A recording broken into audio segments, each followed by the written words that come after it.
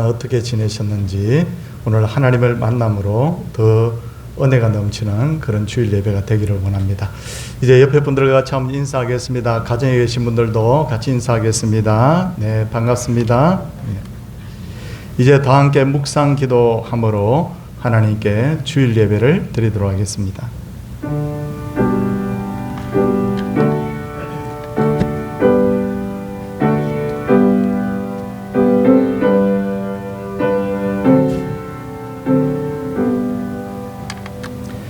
시온에 계시는 여호와는 위대하시고 모든 민족보다 높으시도다. 주의 크고 두려운 이름을 찬송할지니 그는 거룩하심이로다. 아멘. 사도신경으로 신앙을 고백하도록 하겠습니다. 나는 전능하신 아버지 하나님 천지의 창조주를 믿습니다. 나는 그의 유일하신 아들 우리 주 예수 그리스도를 믿습니다. 그는 성령으로 잉태되어 동정녀 마리아에게 나시고 본디오 빌라도에게 고난을 받아 십자가에 못 박혀 죽으시고 장사된 지 사흘 만에 죽은 자 가운데서 다시 살아나셨으며 하늘에 오르시어 전능하신 아버지 하나님 우편 앉아 계시다가 거기로부터 살아있는 자와 죽은 자를 심판하러 오십니다. 나는 성령을 믿으며 거룩한 공교회와 성도의 교제와 죄를 용서받는 것과 몸의 부활과 영생을 믿습니다. 아멘. 찬송 88장입니다.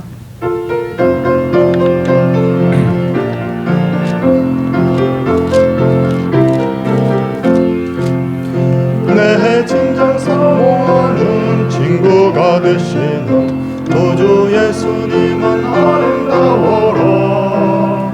산 밑에 백합화요 빛나는 새벽별 주님 영원할 길 아주 없도다. 내 맘이 아플 적에는 위로 되시며 나 외로울 때 좋은 친구라.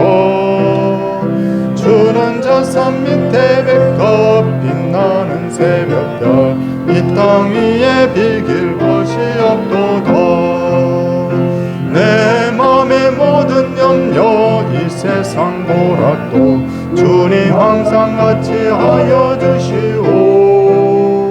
시험을 당할 때에 악마의 계교를 적시 물리친 산을 지키네. 온 세상 날 버려도 주 예수 안 버려 끝까지 나를 돌아보시니. 주는 저 산 밑에 백합 빛나는 새벽별 이 땅 위에 비길 것이 없도다.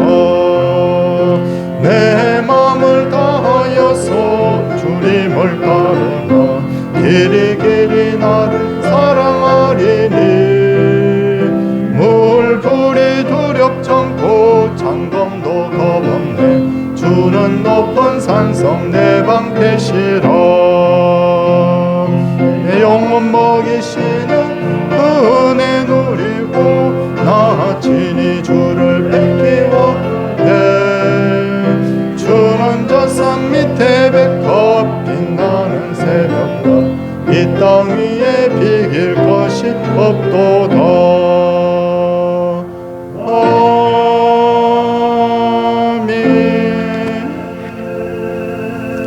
오늘 예배를 위해서 정효기 집사님께서 기도 인도하시겠습니다.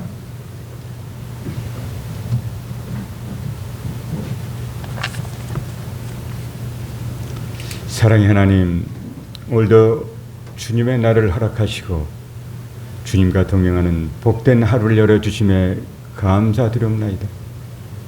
지난 한 주간도 언제나 변함없이 주님의 은혜 속에 살아갈 수 있도록 인도해 주심에 또한 감사드립니다. 사랑의 하나님, 이제 더위는 서서히 물러가고 선선한 바람이 아침 저녁으로 불고 있습니다. 어느덧 가을을 준비할 때가 왔습니다.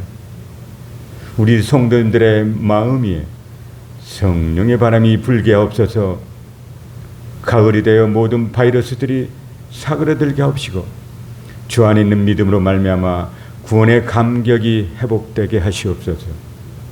사랑의 하나님, 교회를 통하여 흐르게 하시는 생명수가 우리 삶을 덮게 하시옵고 무너졌던 모든 것들이 살아나게 하시옵소서. 우리가 더욱 겸손하여지게 하옵소서.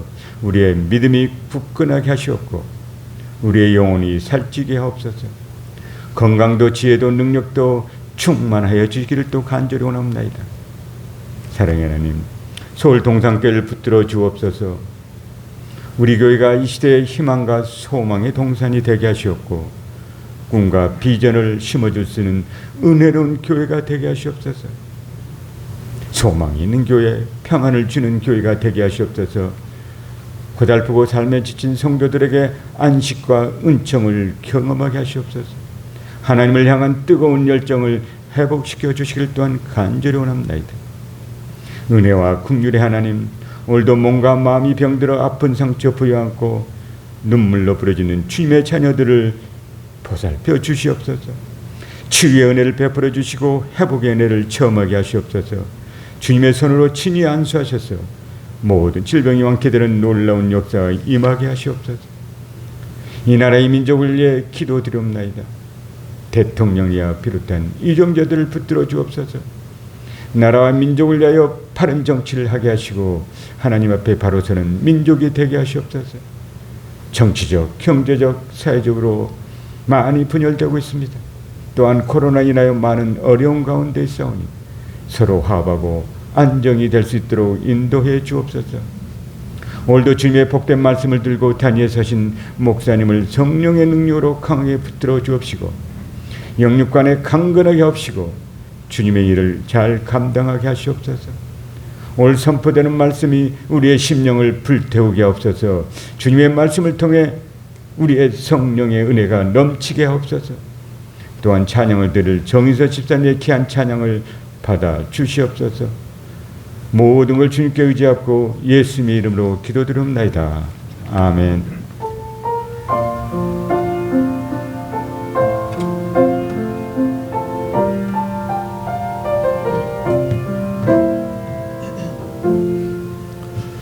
하나님의 말씀은 신명기 8장 16절에서 18절까지 말씀입니다.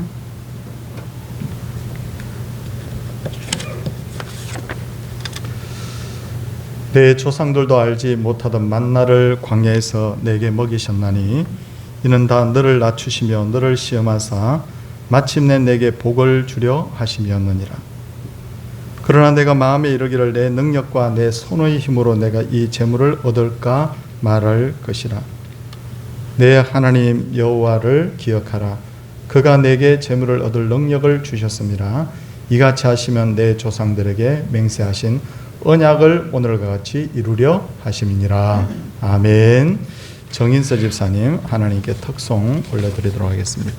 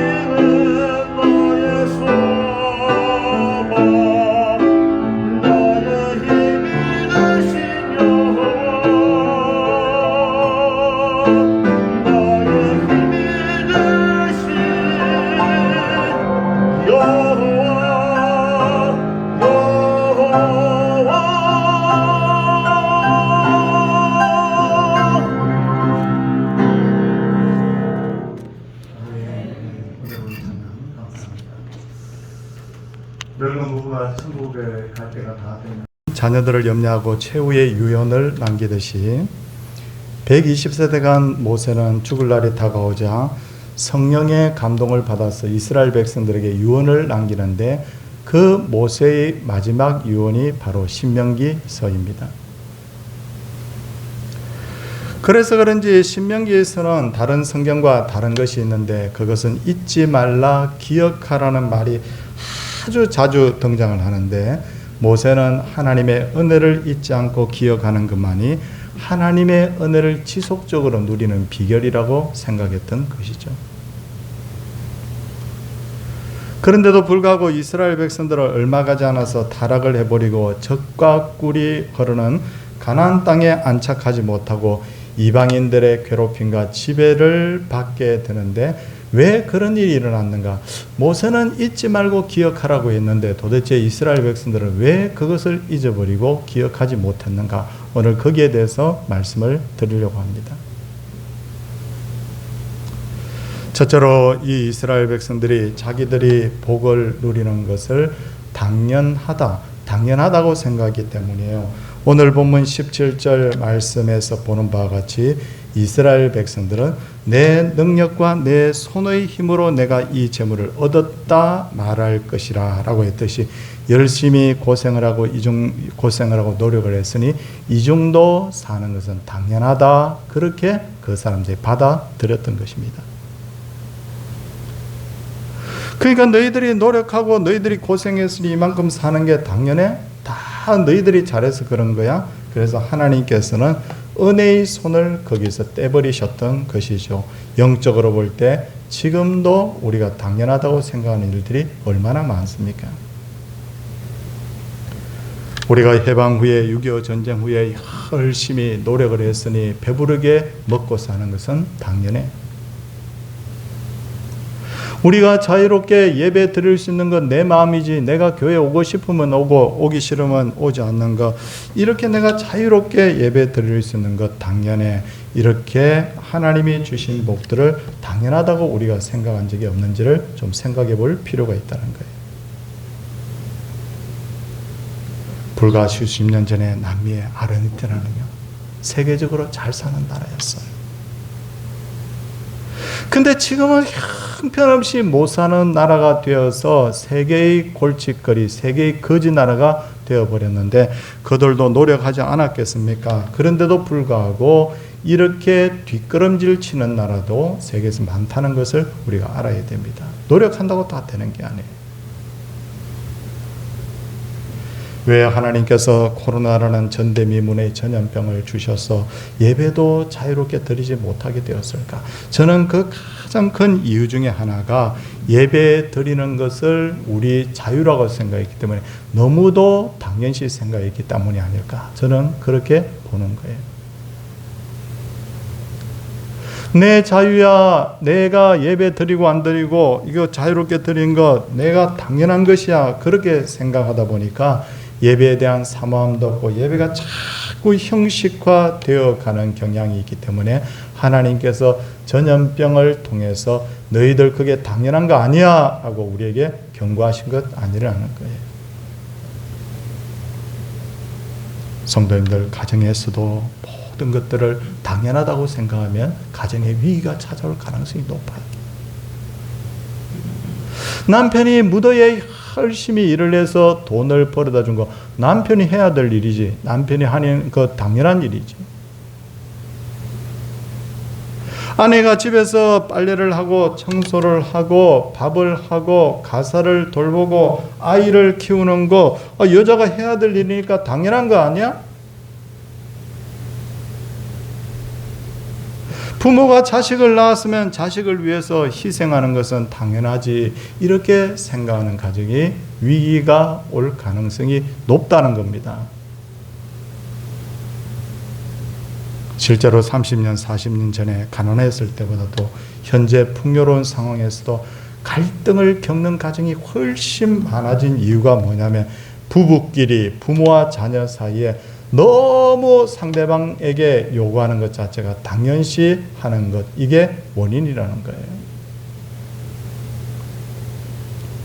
교만도 당연하다고 생각하는 마음에서 생깁니다. 내가 열심히 살았으니 잘 사는 것이 당연하지. 내가 아이들을 잘 키웠으니 아이들이 잘 커주는 건 당연하지. 당연하다고 생각하면 감사도 사라지고, 당연하다고 생각하면 조금만 일이 내 생각대로 풀어지지 않으면 결국 그 사람이 불평하고 원망합니다. 애굽에서 탈출한 이스라엘 백성들 홍해 건넌 후에 솟구치며 춤추며 하나님 찬양했어요. 하나님께서 기적의 양식의 만나를 그들에게 주셨을 때 이것이 무엇이냐, 만나라는 뜻이 이게 뭐냐 그런 뜻이거든요. 이게 뭐냐 그렇게 하면서 그들이 아주 맛있게 감사하면서 먹는 것을 볼 수가 있어요. 그런데 시간이 지나니까 이 백성들이 이거 당연해. 그때부터 만나를 막 평가를 합니다. 맛이 있느니 없느니. 그러다가 조금 더 진행이 되니까 뭐냐면, 아니 만나만 먹고 어떻게 살아, 고기도 좀 먹어야지 라고 하면서 하나님 앞에 모세에게 원망하고 불평하는 게 나옵니다. 그러자 하나님께서 뭐라고 합니까? 너희들 먹여올 자격이 없다고. 원망하는 자들에게 큰 재앙을 내려서 그들로 하여금 더 이상 만나를 먹지 못하게 하셨다는 거예요. 그런 차원에서 저는 하나님이 가끔 우리에게 고난 주시는 것도 영적인 차원에서 보면 은혜라고 봅니다. 성도님도 만약에 이런 생각 한번 해보십시오. 내가 죽을 때까지 몸이 한 번도 안 아프다 그러면 하나님 건강 주셔서 감사합니다 하나님, 그럴 사람 누가 있겠냐는 거예요. 당연하다고 생각해 버리죠. 아프고 낫고 그러니까 건강의 소중함을 알고 건강이 하나님의 은혜라는 것도 아는 거잖아요. 만약에 자녀들이 한 번도 속을 썩이지 않고 너무너무 잘 자라죠. 그러면 하나님 너무 감사해요. 하나님 저에게 이런 복을 주셔서 너무 감사해요 하면서 밤새면서 하나님 앞에 눈물을 흘리면서 감사하는 사람 누가 있겠어요? 그런데 자녀들이 더러더러 속을 썩이고 나서 조금씩 회복이 되니까 그때서야 눈물을 흘리면서 하나님 앞에 감사하는 거 아니에요? 직장에 들어가는데 모든 게 계획대로 됩니다. 평생 그 직장에서 퇴직할 때까지 안전하게 잘 다녀서 별일 없이 퇴직을 합니다. 그러면 감사하겠냐는 거예요. 어려운 직장 생활 가운데 몸부림치면서 때로는 명퇴를 당하면서 회복되기도 하면서 그렇게 할 때 우리가 직장의 소중함을 알고 감사하게 되잖아요. 지금 지구상에는 약 200개 정도의 나라가 있는데 이들 중에 근대 식민지로 있다가 선진국이 된 나라는 아마 우리나라 그리고 싱가포르 정도가 아닐까. 그 외에도 뭐 조금 더 있는지 모르겠지만 그 정도로 선진국 된 나라는 진짜 복이 드뭅니다. 그래서 우리나라를 가지고 사람들은 한강의 기적이라고 그렇게 말을 해요. 우리나라가 이렇게 경제적으로 잘 살게 된 계기가 1969년부터 시작된 새마을운동의 힘이 큰데, 근데 이 운동을 일으키는데 결정적 역할을 한 분이 누구냐면 바로 유태영 박사라는 분이에요. 그는 가난한 시골에서 태어났지만 이스라엘과 덴마크에서 유학했거든. 야, 이스라엘 같이 작은 나라, 덴마크 같이 저렇게 보잘것없는 나라가 어떻게 저렇게 잘 살지? 연구를 했습니다. 그래서 그 잘 살게 된 그 비결들을 연구해서 대통령에게 제안을 했고, 그래서 시작된 것이 바로 새마을 운동이라는 거예요. 유태영 박사는 이렇게 말합니다. 새마을 운동의 정신은 성경에서 가지고 온 것이다. 건면, 자조, 협동, 성경 정신이에요.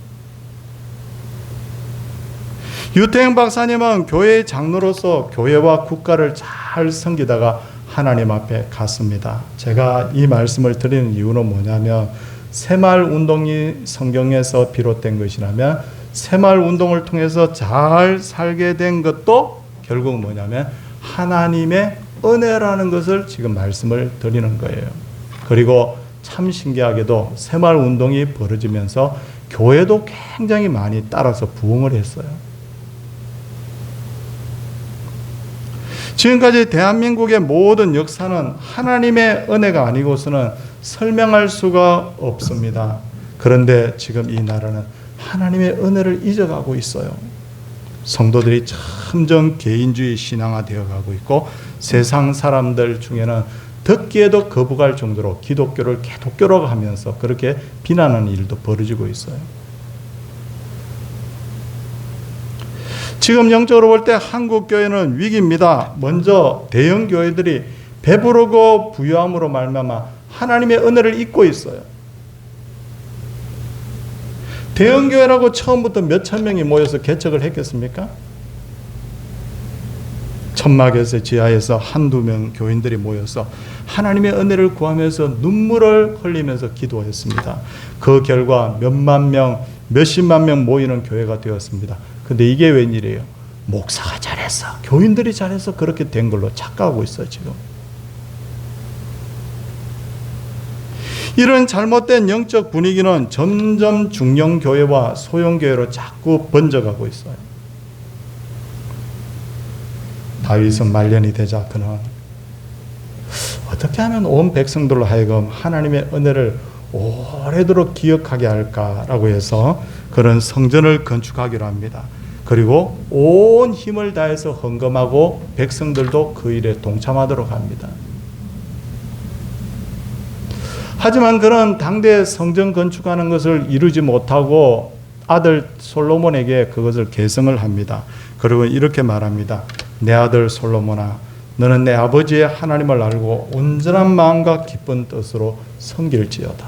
그 결과 다윗의 뜻을 이어받은 솔로몬은 엄청난 복을 받아요. 성도님들, 다윗과 솔로몬 시대 천년 전에 살았던 믿음의 조상 아브라함에게 하나님 뭐라고 말씀하셨어요? 이 가나안 땅을 가리키면서 이렇게 말씀하셨어요. 내가 이 땅을 애굽 강에서부터 그 큰 강 유브라데까지 내 자손에게 주노라.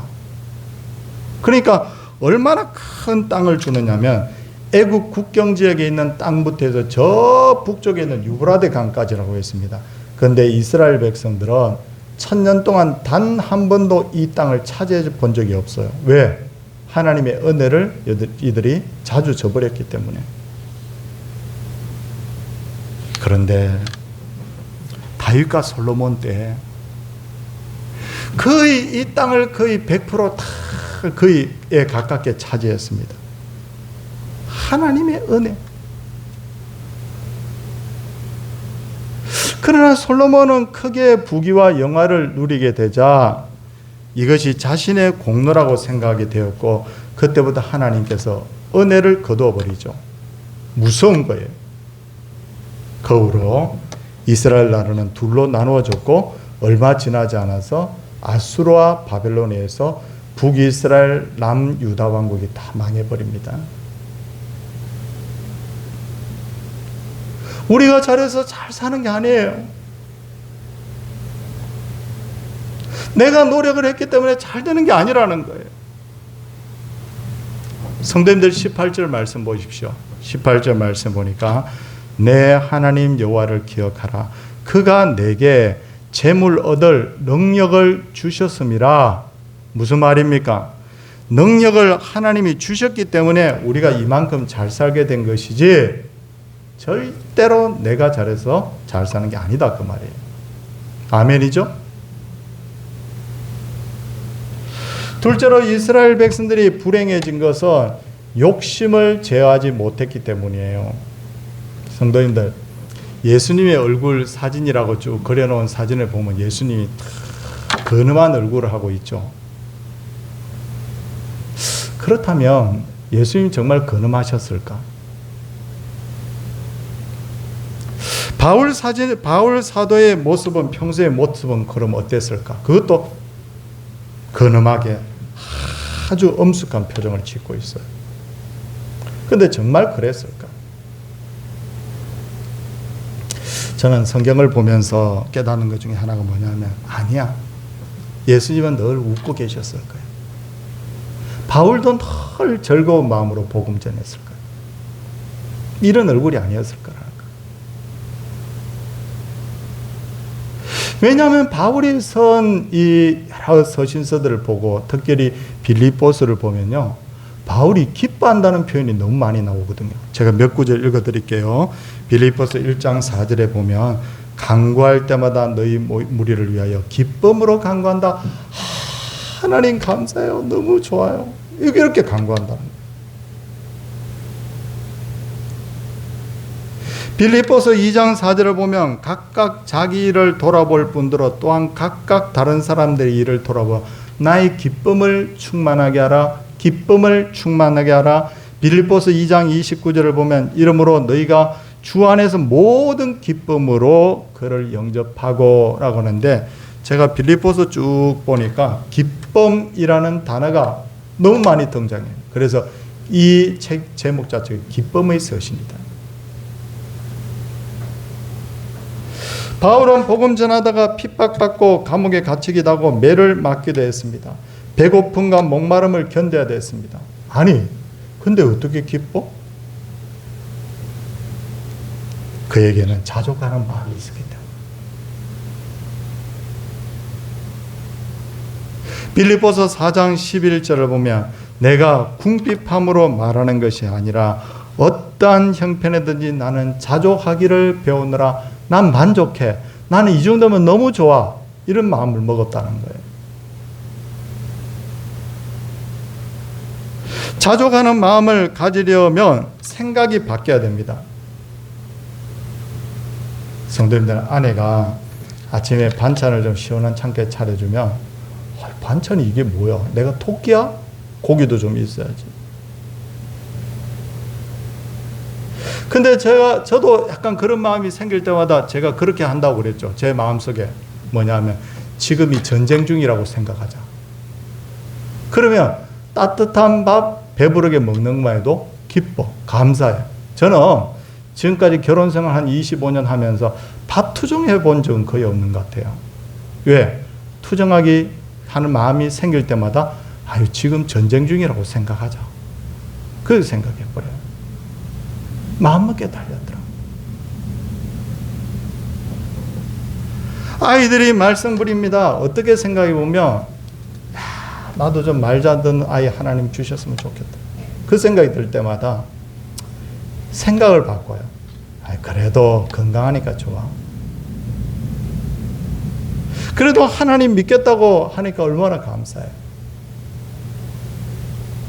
감사할 게 생겨요. 그러니까 욕심이 아니라 자족하는 마음을 가질 때 뭐냐면 우리가 하나님의 은혜 속에 살 수 있다는 거예요. 우리가 하나님의 은혜를 잊기 위해서는 가끔 벌거벗은 모습으로, 실제 옷을 벗으라는 이야기 아니라 영적으로 볼 때 벌거벗은 모습으로 하나님과 만남의 시간을 가질 필요가 있어요. 성도님들, 기도와 금식은 경건 생활에 큰 도움이 된다고 했거든요. 그래서 하나님께서 뭐냐면 일주일에 이틀씩 금식하라, 성경에 그렇게 되어 있거든요. 그게 뭐냐면 영적으로 벌거벗은 모습으로, 아주 배고픈 모습으로 하나님 앞에 나오라는 거잖아요. 이스라엘에 가면 좀 특이한 게 뭐냐면 우리는 아파트를 지을 때 이렇게 수직으로 이렇게 벽을 만들어 짓는데 이스라엘에는 이렇게 계단식으로 만들어져 있어요. 왜 저럴까?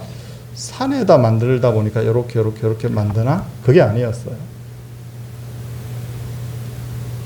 이스라엘 백성들은 6월절이 되면 마당이 있는 집에는 마당에다가 초막을 만들고, 아파트에 사는 사람은 아파트 베란다에다가 초막을 만들어야 되니까 우리처럼 이렇게 만들면 초막 못 만들거든요. 초막은 하늘에 별이 보여야 되기 때문에. 그러니까 계단식으로 만드는 거죠. 거기서 어떻게 합니까? 가족들이 며칠 동안 머뭅니다. 그러면서 쓴 나물을 먹고 누룩을 넣지 않은 딱딱한 빵을 먹습니다. 이스라엘은 굉장히 낮은 더워요. 밤이 되면 기온이 푹 떨어져 버립니다. 우리나라에서는 영하 뭐 4도 5도에 얼어 죽는 사람 없지만 이 더운 나라에서는 영하 4, 5도에도 얼어 죽는 사람이 있어요. 그래서 저당 잡힌 겉옷도 밤이 되면 돌려주라고 성경이 되어 있어요. 근데 왜 이스라엘 백성들이 멀쩡한 집을 두고 초막을 쳤을까요? 하나님의 은혜를 잊지 않기 위해서. 썬 나물 딱딱한 빵을 먹고 그 추위에 벌벌 떨면서 할아버지와 아버지가 우리 조상들이 애굽에 있을 때 아무것도 가진 것이 없었다. 맨손이었단다. 그 벌거벗은 아주 가난할 때의 그 이야기를 쫙 아이들한테 해주는 거예요. 얘들이 그런 정신 상태에서 교육받는 거예요. 성경을 보면 예수님께서는 식사를 겨를도 없을 정도로 바빴다고 되어 있습니다. 그런데 예수님은 그런 중에서도 항상 한적한 곳에서 혼자 기도하시면서 하나님과 만남의 시간을 가지셨죠. 너무 바쁘게 살다 보면 영적인 사람이 아니라 육의 사람으로 살게 돼요. 너무 사람이 바쁘게 살다 보면 왜 사는지도 몰라. 진정으로 무엇이 소중한지도 몰라. 심지어 나의 정체성이 뭔지도 몰라. 내가 이 세상에 밥벌이 하러 왔는지 하나님의 백성으로 사명을 위해서 사는지를 몰라요. 그냥 예수 믿는 사람이나 안 믿는 사람이나 다 똑같이 살게 돼 있어요.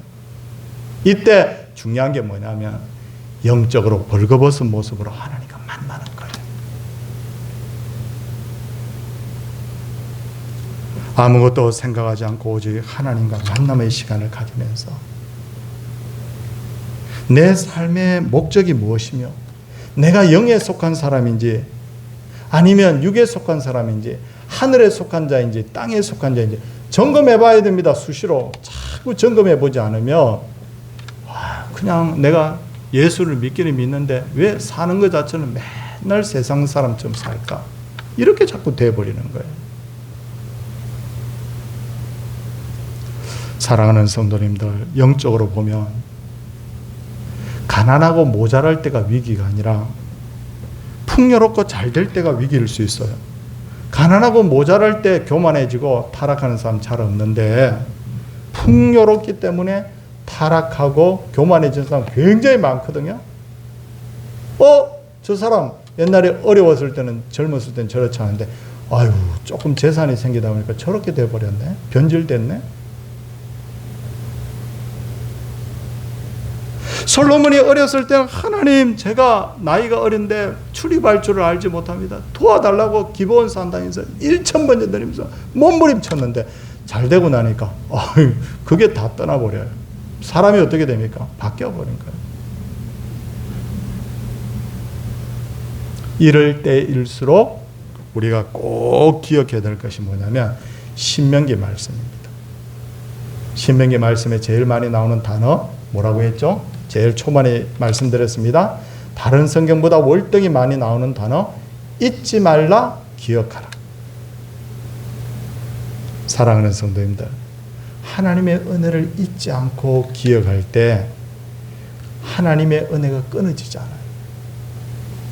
그게 우리의 사는 길이에요. 우리의 가정이 사는 길이고 이 교회가 사는 길이에요. 은혜 부으신다는데 안 될 게 뭐가 있습니까? 은혜의 물이 끊어지면 지금까지 잘 돼도 곧 망하는 길이고 은혜가 계속해서 임하게 되면 지금까지 안 돼도 이제부터 되는 거예요. 잊지 말고 기억하셔서 은혜가 은혜 되는 이 놀라운 복을 날마다 우리 성도들 누리시기를 주의 이름으로 축원을 드립니다. 찬송하도록 하겠습니다. 찬송은 380장입니다.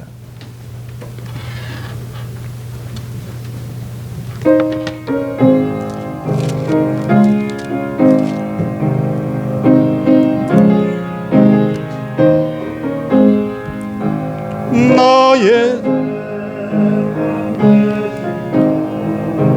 주님 앞에 나아갑니다. 주의 흘린 보혈로 좋게 하사 받아주소서. 날마다 주를 찬송하겠네. 주의 사랑 주로서 나를 굳게 잡아매소서.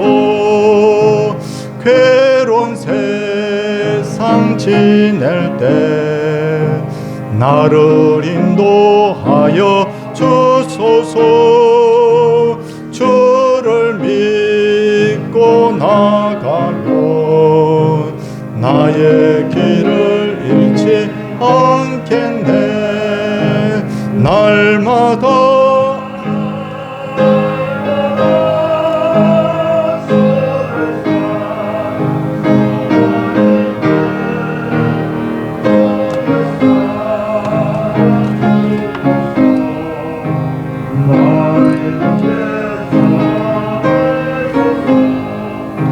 세상 살아갈 때에 주를 더욱 사랑합니다. 밝고 빛난 천국에 나의 영혼 들어가겠네. 날마다 주를 찬송하겠네. 주의 사랑 줄로서 나를 굳게 잡아매소서.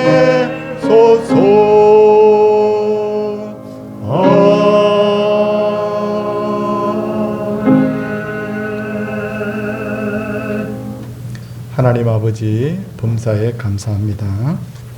하나님 은혜로 추도 예배 드림을 감사드립니다. 오늘보다 내일 더욱 감사하게 하옵소서. 가족 모두의 마음속에 평안함을 주신 하나님 감사합니다.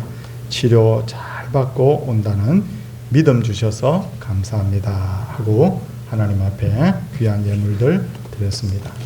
손을 모으고 우리 함께 기도하도록 하겠습니다. 주님,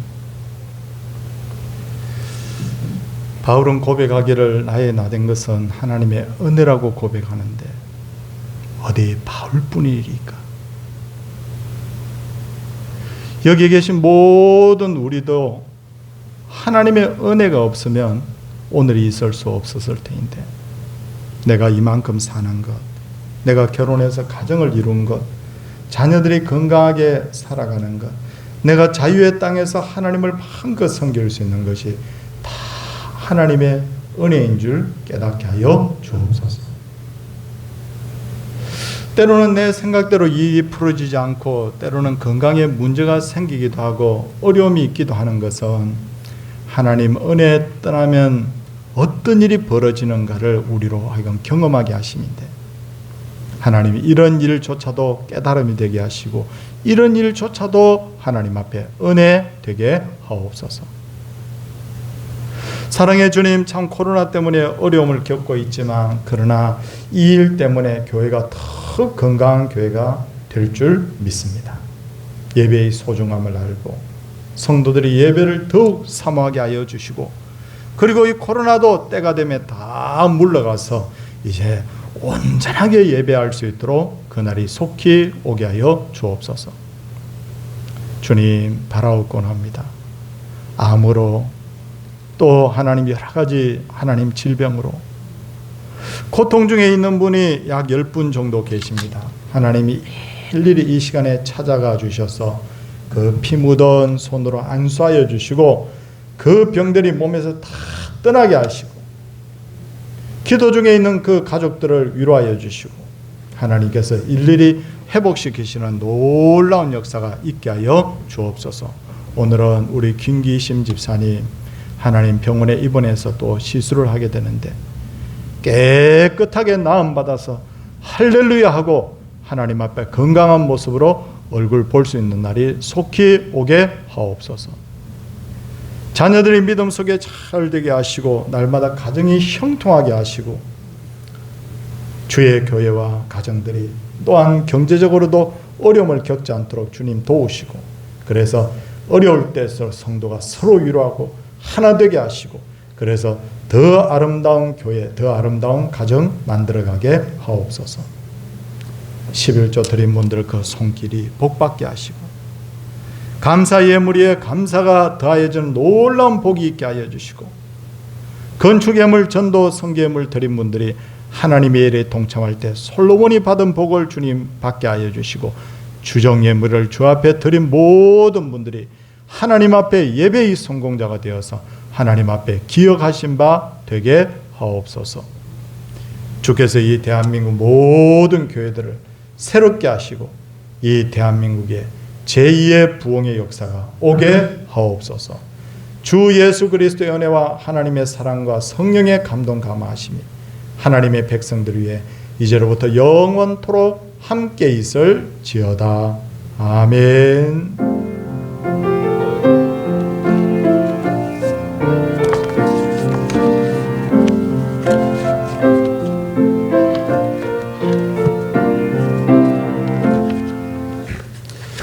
예, 성도님들께 광고 드리도록 하겠습니다. 제가 방금 기도했듯이 우리 김기심 집사님 이제 오늘 서울대학병원에 입원하셔서 우리 부정맥 시술이 될지 수술이 될지 이제 의사가 오늘 판정을 해서 그래서 이제 치료를 받게 된다고 합니다. 기도 부탁드립니다. 그리고 우리 신현신 권사님의 장녀되는 강여진 양이 이번 다가오는 토요일 1시 10분에 노원입니다. 웨딩시티 노원점, 옛날에 건영 옴니버스 그 자리예요. 거기서 결혼을 하게 되는데 성도님들 많이 축하해 주십시오. 요즘 그 방역 지침이 결혼식 자리는 49명까지 밖에 못 들어온다고 그러죠. 그래서 교회에서는 별도의 차량을 운행하지 않도록 그렇게 하겠습니다. 그리고 또 하나는 우리 육권사님의 자부, 육순환 권사님의 자부, 김기학 집사님의 아내 되는 손해풍 우리 권찰 아버지가 돌아가셨어요. 돌아가셨는데 지금 중국에서 장례를 치르고 있기 때문에 저희가 어떻게 그냥 제가 문자로만 위로의 말씀을 전했고 그냥 성도님들께 광고 드립니다. 이 가정을 위해서 꼭 기도해 주시고 또 돌아오면 우리가 그때 또 인사하도록 그렇게 하겠습니다. 김방훈 집사님, 이경희 집사님, 우리 강북구 화계사길로 이사를 했습니다. 그리고 저는 이제 이번 한 주간 휴가 주간으로 보내게 됩니다. 잘 다녀올 수 있도록 성도님들 기도 부탁드리겠습니다. 성도님들 이렇게 얼굴 보고 이렇게 예배 드리니까 참 좋아요. 참 좋은데 지금 또 가정에서도 이게 제 얼굴 보죠. 제가 한 번씩 전화를 하면 목사님은 제 얼굴 본 지 오래됐지만 저는 매주마다 목사님 얼굴 봅니다 그래요. 그래서 저 유튜브를 통해서 본다고 그렇게 하시는데 어디서 예배를 하든지 마음으로 우리가 예배하는 그런 성도들이 되기를 바랍니다. 옆에 분들, 우리 반가운 분들, 우리 함께 은혜 나누는 마음으로 우리 인사하도록 하겠습니다. 할렐루야.